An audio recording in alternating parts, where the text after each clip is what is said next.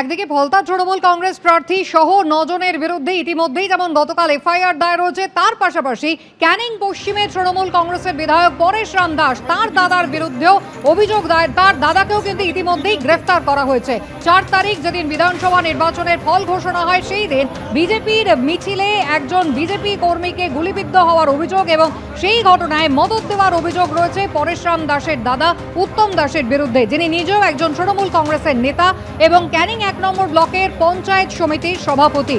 এছাড়াও এলাকায় ভয় দেখানো সহ একাধিক অভিযোগ রয়েছে এই তৃণমূল নেতার বিরুদ্ধে।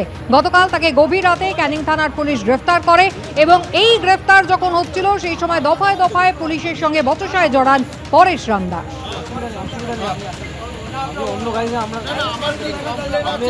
আপনাকে আমরা আসতে বারণ করছি না, কিন্তু না আপনাকে আমরা গাড়িতে নিয়ে যাচ্ছি। আমি আপনাকে আমরা কেন নেব? কি অসুবিধা রয়েছে? আপনাকে আমরা কেন নেব? শরীর খারাপ করে নিয়ে যাচ্ছেন, যাবো না? বলতে পারেন নাকি আপনি থানায় আসুন। অবশ্যই যাবো তো বলছি।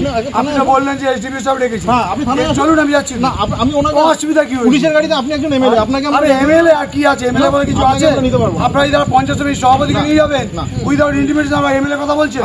আপনি চলুন না, আমাকে আপনি আমাকে অ্যারেস্ট করুন। আপনি আমাকে অ্যারেস্ট করুন। আপনি সঙ্গে আসুন। আমাকে অ্যারেস্ট করুন। আপনি আমাকে অ্যারেস্ট করুন, চলুন। যেভাবে প্রশাসনকে ফ্রি হ্যান্ড দিয়েছে, প্রশাসনকে মুক্ত করেছে, যত দুষ্কৃতি পশ্চিমবঙ্গে গত 15 বছরে তৈরি হয়েছে উত্তম দাসের মতো, পরেশ দাসের মতো, তাদের বিরুদ্ধে ব্যবস্থা নেওয়ার জন্য বলেছে।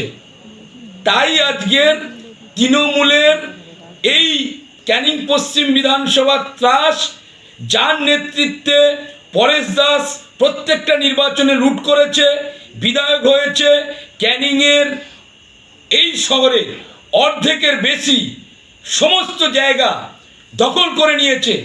2021-এর নির্বাচনে আমার চোখে জল এসে যাচ্ছে। এখানে উত্তম দাসের, পরেশ দাসের নেতৃত্বে আমাদের অনেক মা বোন ধর্ষিত হয়েছে।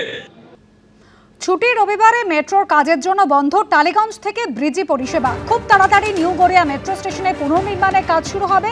তার জন্য আগামীকাল এই রুটে মেট্রো পরিষেবা বন্ধ থাকছে।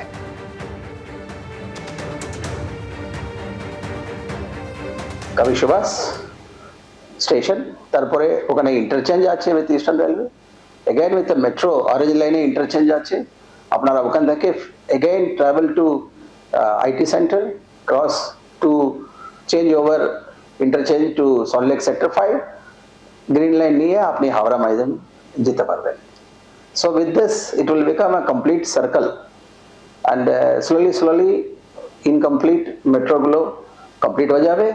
আপনারা এন্টায়ার নেটওয়ার্ক স্টার্ট হয়ে গেলে এসপ্লেনেডে একটা মেজর ইন্টারচেঞ্জ অলরেডি আছে, গ্রিন অ্যান্ড ব্লু।